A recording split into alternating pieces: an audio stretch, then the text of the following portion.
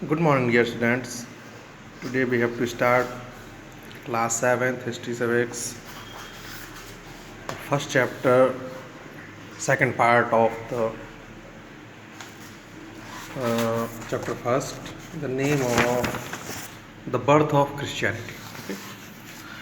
Previous video मैंने आपको Christianity, उसके AIIMS, Bible and decline of ancient Europe में जो बारबरिक इन्वेशन हुए उसके थ्रू किस तरह से उसका डेक्लाइन हुआ ये बताया था।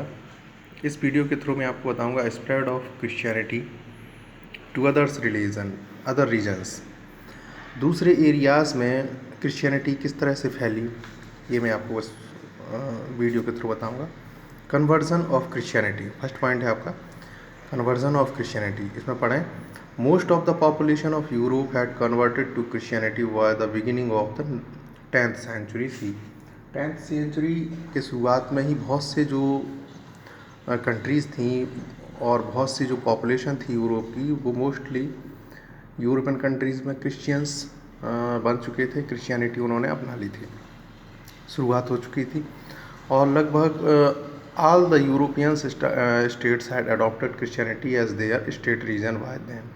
Kings, feudal lords and their masses converted to Christianity. यहाँ तक कि जो राजा महाराजा थे और वहाँ के मंत्री थे उस समय, जो राजघराने के, वो सारे के सारे उन सब ने क्रिश्चियनिटी अपना ली थी। और उस समय जो ये हुआ कि जो चर्च थे वो बहुत ज़्यादा वेल्दी हो गए थे, पावरफुल हो गए थे, ठीक है ना। चर्च ही ये मेन सेंटर थे उनका क्रिश्चियनिटी के। नेक्स्ट है आपका क्रूसैड्स। What is क्रूसैड्स? क्रूसैड्स का मतलब ये समझ लो आप कि जब क्रिश्चियंस ने मुस्लिम्स के अगेंस्ट जो वॉर्स फाइट किए, लड़े, युद्ध लड़े, तो क्रिश्चियंस की मुस्लिम्स के अगेंस्ट जो लड़ाई हुई उसी को बोला जाता है क्रूसैड्स।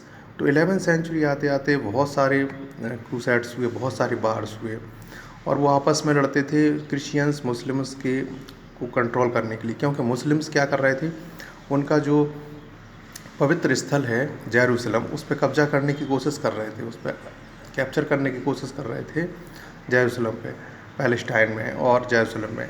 तो इसके अगेंस्ट जो क्रिश्चियंस ने अपने गॉड के प्लेस को बचाने के लिए जो फाइट किया उसको कहा जाता था क्रूसैड्स। ओके, ये they fought between the Christians and Muslims over the control of Jerusalem. It is begin to the 11th century when the Turk started invading constant. ये सब शुरुआत तब हुई जब टर्की वहाँ से कॉन्स्टेंटिनोपल में आए, ठीक है ना। और वहाँ पे वो ऑलरेडी उनके हाथ में आ गया था जेरूसलम। तो इस तरह से ये रिजल्ट ये हुआ, 8 military expedition were undertaking against the Turkey, कि जो मिलिट्री ने अपने कब्जे में ले लिया था। रिजल्ट क्या हुआ क्रूसैड्स का? रिजल्ट से हुआ the Christian started the use of gun power. उन्होंने गन पावर का यूज़ किया। गन पावर आप समझते हो, इसमें तोप में इसमें यूज़ किया जाता है, बारूद कहते हैं जिसे, ठीक है ना। और वो शुरुआत थी एक तरह से सीखने की मुस्लिम्स के खिलाफ। Knowledge of area of science, medicine and architecture were transferred from the Islamic and Greek world of the west during the crusades. इस क्रूसैड्स के थ्रू कई चीज़ों में खोजें हुई, साइंस में, मेडिसिन में, आर्किटेक्चर में, और ये कई कंट्रियों में, इस्लामिक कंट्री और ग्रीक कंट्रियों में इसकी जो डिस्कवरी उन्होंने की क्रिश्चियंस ने, वो फैली। एक तरह से रेनेसेंस हुआ यूरोप में, न्यू साइंटिफिक डिस्कवरीज हुई, इन्वेंशन हुए, समझ रहे हैं, वेस्टर्न वर्ल्ड में। Invention of Arab such as algebra, optic, engineering come to the west, ठीक। अलजेब्रा जो मैथमेटिक्स में उसकी, और उन्होंने नए नए चीज़ों को खोजना सीखा, ये इसके रिजल्ट्स हुए।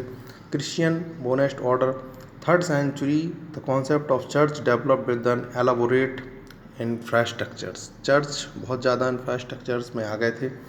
क्रिश्चियन मॉन्क थे, मॉन्क मतलब साधु, जो क्रिश्चियंस मॉन्क्स होते हैं जो एक जगह से दूसरी, जिन्हें फादर कहते हैं, ये मोनेस्ट्रीज़ में रहते थे और मिशनरीज़ में चलाते थे, मिशन चलाते थे अपना गॉड की टीचिंग्स को फैलाने के लिए। और वहीं जो वुमेन्स थीं जो इसके फॉलोअर थीं उनको कहा गया नन्स, उनको नन्स बोला जाता है।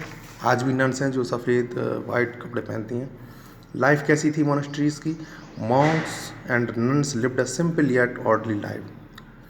मॉन्क्स और जो नन्स थी वो सिंपल जीवन जीते थे। They followed the strict code of conduct of the monasteries, उनके नियमों का पालन करते थे। Monasteries conduct almost everything one needed, large garden, ponds, library, church and hospital, ये सब मोनेस्ट्री में होते थे। प्रिस्ट एंड बिशप, वो जो प्रिस्ट थे वो पुजारी कहते थे। Priest lowest rung of the monastery order, they perform religious service, वो अपना रिलीजियस सर्विस करते देते थे। Baptism and conduct marriages, the bishop were rank higher, जो बिशप होते थे वो थोड़े हायर रैंक के होते थे, उन्हें ऊंचा दर्जा प्राप्त था। इस तरह से सबसे बड़ा पोप जो बिशप ऑफ रोम है वो पोप कहलाते हैं।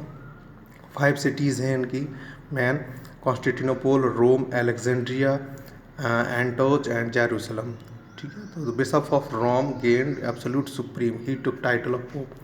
तो जो रोम का जो बिशप है वो सबसे बड़ा माना जाता है और उसी को पोप की संज्ञा दी जाती है, उसको पोप बोला जाता है। समझ गए? पोप का मतलब है फादर, इसका लैटिन वर्ड है फादर। बाद में ये जो फादर वर्ड है ये सब जगह फैल गया। ठीक है ना।